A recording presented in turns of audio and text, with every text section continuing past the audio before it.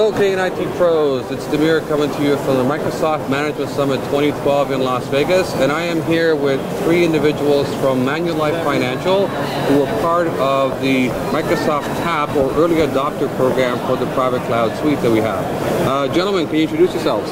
Yes, thank you. I'm Devon Groen. I'm a System Center Solutions Architect at Manulife Financial. I'm responsible for the entire System Center suite of tools. I'm Martin Kelly. I'm the architect and operations manager of this cloud. I'm Manjeet Sembhi, and I'm the CRM. I'm responsible for working with the business to make sure that the service is meeting their business needs. Awesome. So, Manjeet, I'm going to start with you. Now, I understand that the project you guys are implementing is something you initially called virtualization as a service, and it became the private cloud project.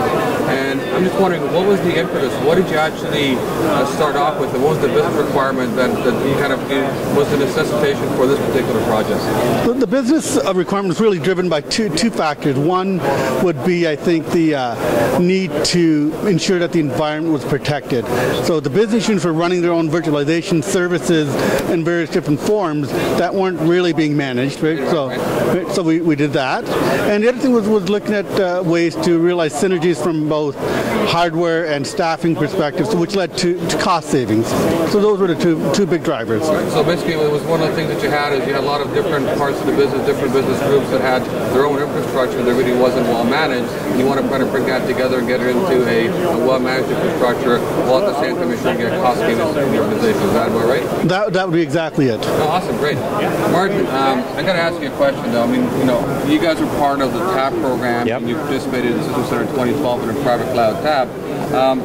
When you look into architect something that's going to be shared by a number of different parts of the organization, what are some of the considerations you went through in terms of architecting this particular environment? Well, we wanted to give the users of our service things that they hadn't got yet.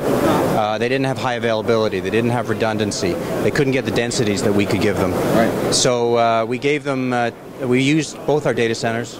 We had two highly available clusters at both sites.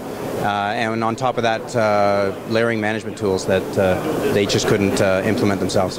Awesome. And you built the entire infrastructure on Windows Server 2008 R2 Hyper-V. Did you start off with something before that and kind of migrated to Hyper-V? This infrastructure is all 2008 Hyper-V, Service Pack R2, Service Pack 1. Awesome. So yeah. You're the latest and greatest. Latest and greatest. That's what we wanted. And we're going to keep it that way. Awesome. Great. And Devon, I understand you're the System Center guru on the team. Is that correct? Yes, that is correct. Yeah. Okay. So which element of System Center did you implement? And I mean, did you start off with the previous release and then moved on to 2012 with the TAP program, or how did you actually start the entire process of implementing System Center? Well, at the very beginning, when we built the environment, the first thing we implemented was Virtual Machine Manager. Okay. For obvious reasons, we need to manage the VMs. Right. And the second most important tool was Ops Manager. We wanted to monitor everything, predominantly for availability and performance data. Wow, okay. And then the third one was Opalis at the time, Opalis 6.3, and we used that. And that's how we started. We looked at Service Manager 2010, and then we didn't. You can say you didn't like it. We didn't like it. The product didn't meet our needs. That's right. That set us down a path where we got into the TAP, as you mentioned. Right. And then that got us, we got into a private cloud TAP. But preceding that, we got into Service Manager TAP and Orchestrator TAP. So from there, we went from Opalis 6.3 to Orchestrator Beta. And then we got Service Manager 2012. And then we got VMM 2012. And that's where we're at today. And we're implementing SCOM 2012 now. And it's been very good. Very good. Now, a question I have for you as well is, I mean, listening to you guys talk yesterday in your session, because I know you did a session here at MMS in terms of what your story was. One of the things that actually I found very, very surprising was you have a relatively small team managing 700 plus virtual machines, on an infrastructure out there. I mean, what's the one thing that allows you to be able to very successful, be able to manage that infrastructure to ensure that you're getting the service levels that the users or the business actually wants, while at the same time it's not keeping you guys awake 24/7? Automation. Okay, so number one. What element of System Center 2012 provided that automation for you? Well, A couple, really. Service Manager gives us the portal now. It gives us the ability to self-provision virtual machines. The other one is Orchestrator. We have a number of scripts that we run. The simplest one to understand is we use Orchestrator to restart any machine that has failed, has stopped responding. Right. You can do that in Ops Manager, but the way we implement Orchestrator, it's a little more powerful. A little more you can do more things with it. Awesome. Yes. So Orchestrator was one of the key elements, along with Service Manager, allow you to go ahead and be successful and ensure that you've got the self-provisioning happening on Service Manager as well. So users can go in, request a particular virtual machine type and so on, get a self-provision. And I mean, maybe you guys can actually chime in here. In terms of like, how did you work out the approvals process? Or was it something that you had to negotiate with the business, or how did that actually end up going in terms of the approvals for the deployment? So the approvals process was, our business units are somewhat used to doing the approval, for stuff that they buy through other organizations and stuff, right? So the approvals are really based on the business unit, the work area, and all that type of stuff, and your approval limits and all that, right? So they kind of wanted to have that control because they didn't want to have developers ordering VMs on whatever without anybody knowing about it. Right. And from our perspective, it was good in that it helped us control service for all of it as well. Right. We made it really easy for the business to get servers. Well, that's great, but we don't want them to have 2,000 servers just sitting out there doing nothing, right? You see what I'm trying to avoid, their virtual machine sprawl that I've heard some other customers where if they implement infrastructure like this, what ends up happening is they get like 100 VMs requested every day, and it gets completely ridiculous to be able to go ahead and do it. No, exactly, and that was a concern of ours, and our CIO expresses that concern even now, right? Saying, hey, it's great that you guys have 712 VMs running, but is that the right number? Should we be less? Should we be more? Right? So something that we're always challenged with.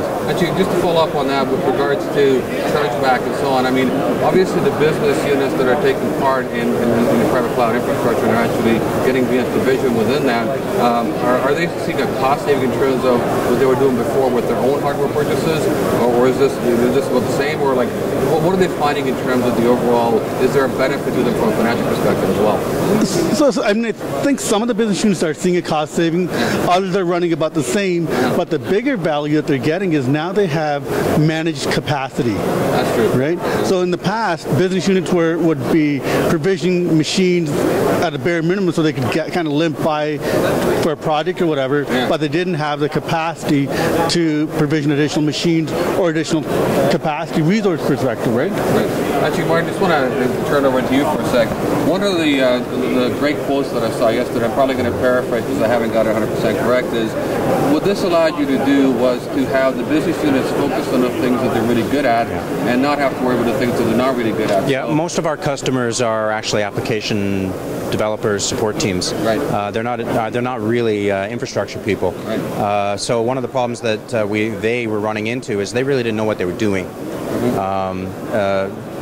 So we managed to, with our implementation, take all the jobs that they didn't really either like doing or really didn't do very well, and we did those well, and we let them get on with the stuff that they actually do well. So they didn't lose any control with moving a VM into our management. So was that actually one of the key things from a success perspective? Because you dealt with things like patching, antivirus, all the stuff that you need to make sure is great for the infrastructure that they didn't have to worry about anymore. You did it, but you let them deal with the web server and the application. Yeah, absolutely. As a corporate citizen at Manulife, we want to make sure that all the virtual machines that are on our network are actually well behaved. And they weren't actually very good. The businesses weren't very good at doing that, and we are.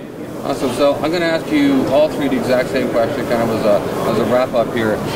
If, based upon what you've learned through this entire process, what is the one thing that you kind of wouldn't do, that you learned was probably not a good idea, and what's the one thing that you came away with that was absolutely phenomenal idea and a phenomenal result?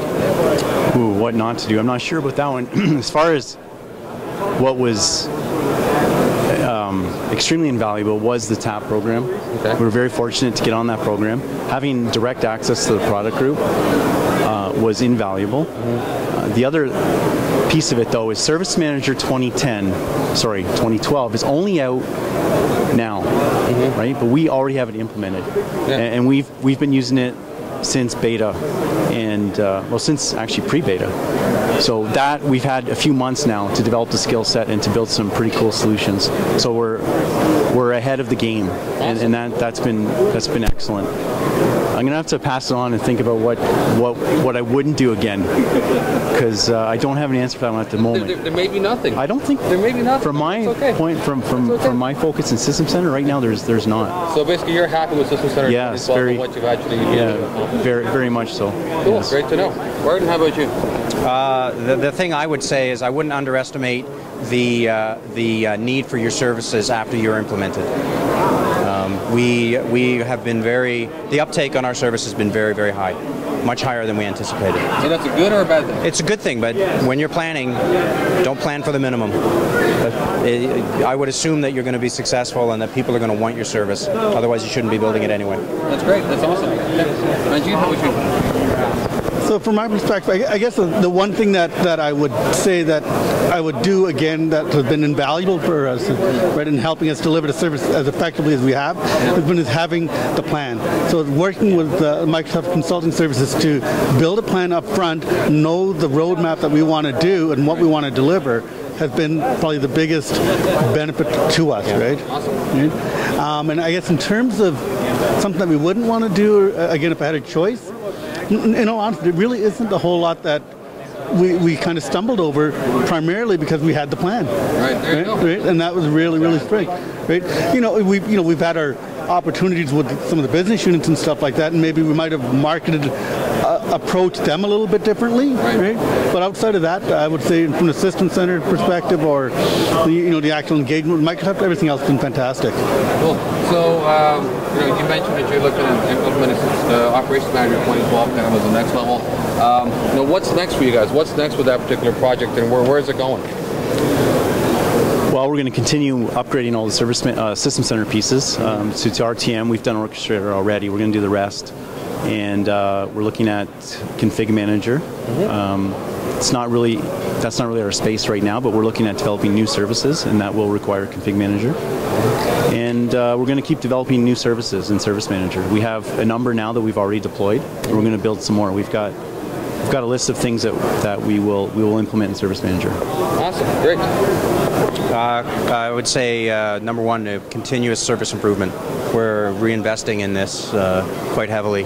We don't want to we didn't build this just so it would die on the vine 4 years from now. Right. No, that makes sense. Awesome. Yeah, but I think Martin really hit the nail on the head. It's a continuous service improvement. Anything that we do and look at is always focused with that in mind. How do we keep taking the service to the next level?